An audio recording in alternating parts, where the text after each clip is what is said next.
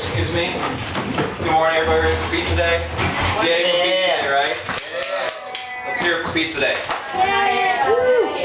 Before we get on to pizza day, I just want to introduce the idea of fractions, decimals, and percents to you guys as a class. As Evan and I were talking about, I have a presentation to do, a class lesson to do for you for one of my classes in graduate school. And I asked him what a good idea was, and he thought that you guys were about ready to start fractions, decimals, and percents, and for me to come in and do an introductory activity would be awesome. That's cool because I love fractions and decimals and percents. Okay, so here's a little agenda of what we're going to do today. We're going to talk about some class norms real quick. I'm going to do a little introduction, talk about the lesson objectives, what we're going to do, the language of math, fractions, decimals, and percents. We're going to do a little quick four corners pre-assessment activity. We're going to talk about real-world uses, and we're going to do a little kinesthetic kind of activity with pencils and flashcards. And then we're going to play a real quick game of Go Fish. If we have a chance, we'll review everything, but I know you guys are itching to get to pizza day, so we'll try to get take everything done within 30 minutes, okay? All right, so hola, hello, bonjour, hola, hello, bonjour. Why is this guy talking in 3 different languages? What the heck is this guy? What am I doing for? First of all, what am I doing? You're just saying hello. I'm saying hello and what? No, bye. Hello, hello, hey. That'd be hello in Pig Latin. What are these though? There are 3 different what? That's languages. 3 different languages. Okay. All right. Well, guess what? Fractions, decimals, and percents are 3 different languages of mathematics, and that's what we're going to talk about today. Okay, but real quick, we discussed some class norms in the 5th grade class, and so if we could just kind of maybe try to abide by those as well in this class, and I could just go over those real quickly. One is I made some little Go Fish cards. If you could not fold them or throw them on the floor or or bend them or whatever as much as possible, that'd be great. And then if you all look behind you, I've got these little pencils with flashcards. If you can refrain from using them as dongs to hit each other with or bending them. I know I take all the fun of the activity, but just keep them to yourselves, please, all right? And on the table when you're not using them, that would be awesome.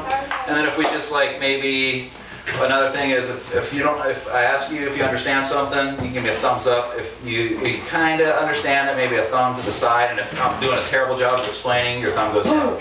Okay? All right? Boo to Scott. All right? And then maybe just one person speaking at a time. How does that sound? Does that sound good to everybody? Yeah. Sweet. All right, let's move on then. All right. So, as I said, hola. What language is that? Spanish. All right, for today, hola or Spanish is the language of, what does this symbol represent? Percent. Okay?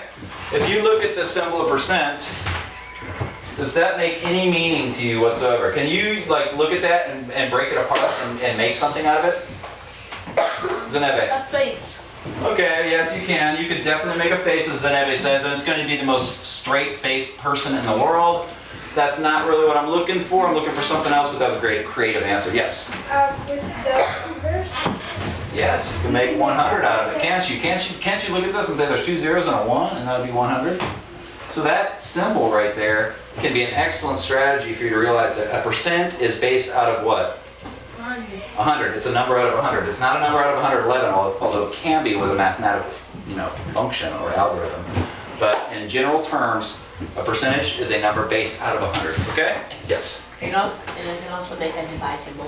Okay, right. It can make a divide symbol, but a divide symbol I think is more important when we're talking about ratios and fractions. Okay? But you are exactly correct. Okay, hello. We all know that is not Pig Latin. That is English. And for today, English is going to represent a decimal. Okay? And in decimals, we're talking with the deci, the actual prefix of deci in Greek and Latin means tenth. Okay, so deci means tenth. You'll learn that when you start to do the metric system. A deci is a tenth as the prefix goes. So it's 1 out of 10. I know it can be a fraction. The whole idea here is all these languages can be used together. They all represent the same number. Okay? What about this? Bonjour. What's that? French. French. Okay. And x over y. What is that? Representation or language? Fractions. Okay, so bonjour French today is our fractions, all right? So we're going to try to learn to express numbers in 3 different languages of math. Okay? First thing to do is you can work in groups of 2, or you can work alone on this. We're going to do a little pre-assessment. There are 4 questions on your pre-assessment sheet. There are no right or wrong answers. Okay, this is basically to look at what you already know, get rid of any preconceptions you may have, not get rid of or work around them or work with them, because they may be preconceptions that are right. What is a And preconception name? a preconception, it's an idea that you have going into something, all right? Sometimes your ideas may be accurate and sometimes they may be wrong, all right? So trying to identify what you know already is important, because it can either be a bridge or a barrier to successful learning. What's All a right. pre-assessment? So, a pre-assessment is like a test of what you know before you start to learn stuff. This is just your name. Yeah, put your name on there, everybody, okay? And then, who wants to read me the first question on the 4 assessment, or the 4 corners assessment? Yes.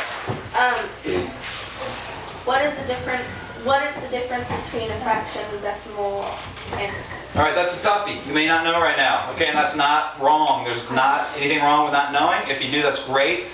Think about that. You're going to also use these with 7 at the end of the unit to kind of come back to and fill in with all the information you've learned over the course of this time, okay? Who would read me the next question, please? Yes. Okay, how are fractions used in everyday life? All right, think about that. Think about how fractions are used in everyday life, okay? And then flip over the paper, everybody, please. Can I get one? No. Oh, okay. Well, I'd like everybody to try to write down, everybody to write down their own sheet to put in your binder, okay, for You can work a resource. together, but just have your own sheet. Yeah. All right. So yes. How are decimals? No, flip on the paper. Whoops. You're right. You're right. you were right. How are decimals used? How are decimals used in everyday life? So think about how decimals are used in everyday life. I can think of one easy one right now. Which is what? Math. Okay. Good. All right. What's the final question? That's good. That's what I was raising my hand for. Okay. How are percents used in everyday life? Okay, think about those 4 questions. You can talk to each other, have discussions. You can work independently for about 2 or 3 minutes. Try to come up with as many answers on those as you can. All right? Try to come up with as many answers as possible. Well, decimals